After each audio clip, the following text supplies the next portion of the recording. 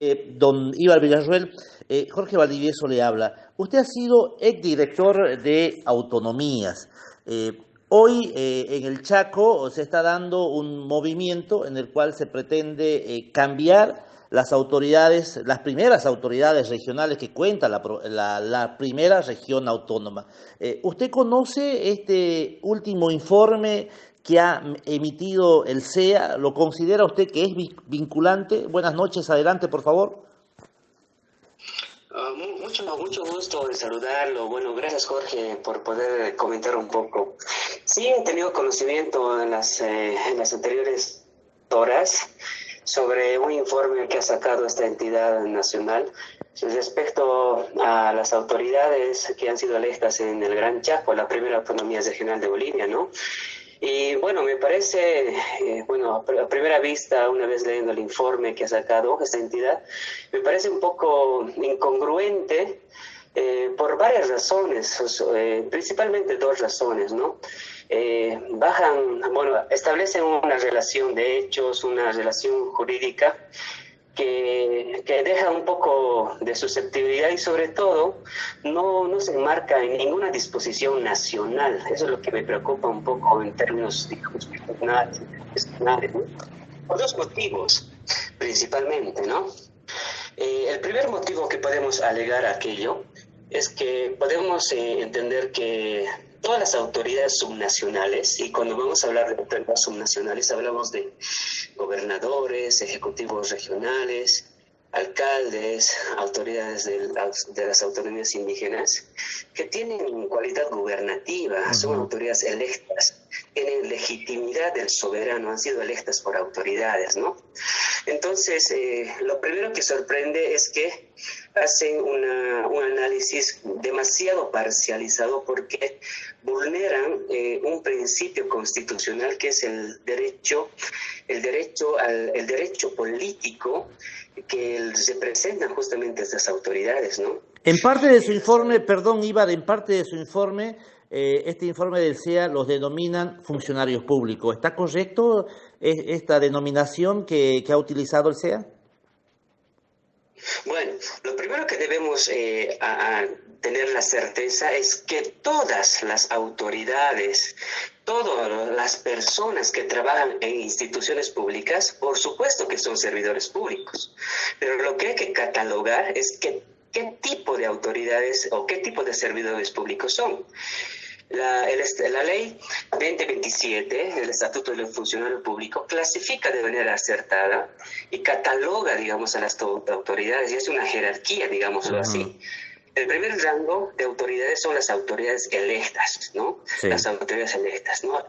Aquellas que emanan del voto soberano y tienen una legitimidad social.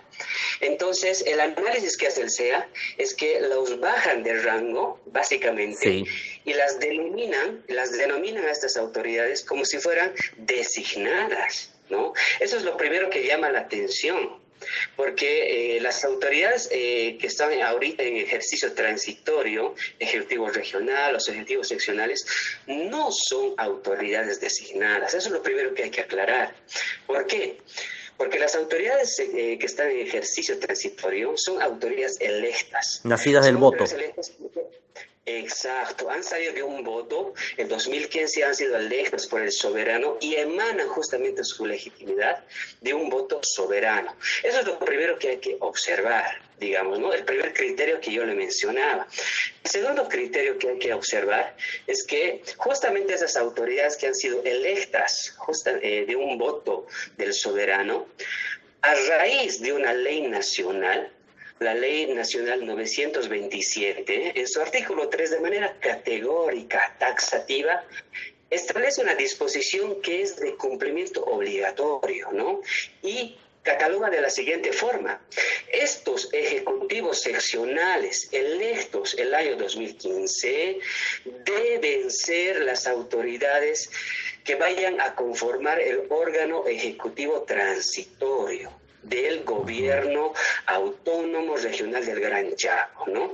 Eso es lo que emana. Entonces, existe una disposición, primero constitucional, que les da la legitimidad como servidores públicos electos, primero. Y segundo, la Ley Nacional 927, que dice que estas autoridades electas por voto soberano del 2015 deben ser ellas y únicamente ellas las que vayan a conformar el órgano ejecutivo transitorio. Segundo elemento, ¿no? Y el tercer elemento, que es fundamental. Estas autoridades electas, la ley 927, vuelvo a decir, estas autoridades electas ya el 2015, que deben ser las únicas que deben ejercer el órgano ejecutivo, deben ejercer sus funciones hasta la posesión de nuevas autoridades electas en una próxima elección de las autoridades subnacionales. Y en este sentido, se ha emitido este año una ley nacional, la ley nacional justamente 1270, que ampara una prórroga de mandato para todas las autoridades subnacionales. ¿Están enmarcados en esta prórroga de mandato las autoridades del Chaco? Pero por supuesto, porque miren, el artículo 4 de esta ley que hacemos mención, la ley 1270, en su artículo 4 dice de manera categórica, prórroga de mandato de autoridades. Excepcionalmente, dice, los asambleístas plurinacionales y las autoridades electas en el periodo 2015-2020 van a tener una prórroga de mandato. Entonces, existen tres argumentos categóricos que respaldan su derecho constitucional, derecho político, porque han sido por las autoridades. Número 2, la ley transitoria para la conformación del órgano ejecutivo del gobierno regional del Chaco, que dice que deben ser solamente esas autoridades las que ejercen la transitoriedad. Y 3, esta ley del 20 de enero, que justamente dice que todas las autoridades subnacionales que han sido electas en 2015 se prorrogan en su mandato. O sea, entonces, deben seguir.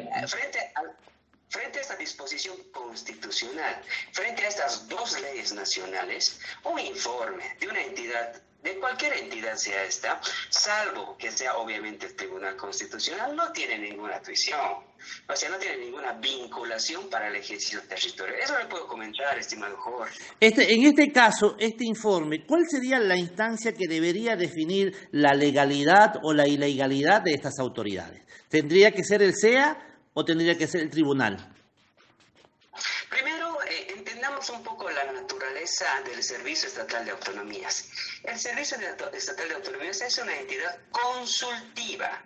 De consulta. Sus opiniones no son vinculantes, no tienen fuerza de ley y no son de resoluciones de último ratio. Eso primero debemos entenderlo, ¿no? Es una opinión que puede ser aceptada o no, porque no tiene ninguna vinculatoriedad en el régimen autonómico nacional. No es vinculante. Lo primero que debemos decir, no es en absoluto vinculante. La única autoridad que puede decidir sobre el ejercicio de un mandato en este momento son dos, ¿no? Son dos. En primera instancia, para restringir un derecho político, la Constitución, de manera muy categórica, en el artículo 28 de la Constitución, establece 3 procedimientos para restringir el derecho político, ¿no? Y dice tomar armas en fuerzas enemigas, defraudación de recursos económicos o traición a la patria. Ninguno de estos 3 elementos ha sido comprobado y mucho menos justificado. Y la otra vía es que las autoridades tengan en la vía ordinaria de la justicia, digamos, alguna resolución ejecutoriada en sentencia penal que vaya a limitar su derecho político. Entonces, resumiendo, el Servicio Estatal de Autonomías es una instancia consultiva, no tiene no es vinculante a las decisiones del Estado y solamente a la vía constitucional que la emite el Tribunal Constitucional o la vía ordinaria que puede restringir el derecho político. ¿Qué delitos cometería la Asamblea Regional si pretende remover a estas autoridades? Bueno, yo podría, bueno, no me animaría un poco a tipificar el delito, pero sí podría decir la posibilidad o la presunción de lo que estaría implicado, digamos, en una decisión susceptible. Primero que las autoridades estarían emitiendo una resolución Contrario. nula de derecho. Una resolución nula de derecho, ¿no? ¿Por qué? Porque primero estarían tomando una decisión que no está amparada ni en la Constitución ni en ninguna de las leyes que regulan el ámbito autonómico de la autonomía regional del Gran Chaco, vuelvo a decir, ¿no?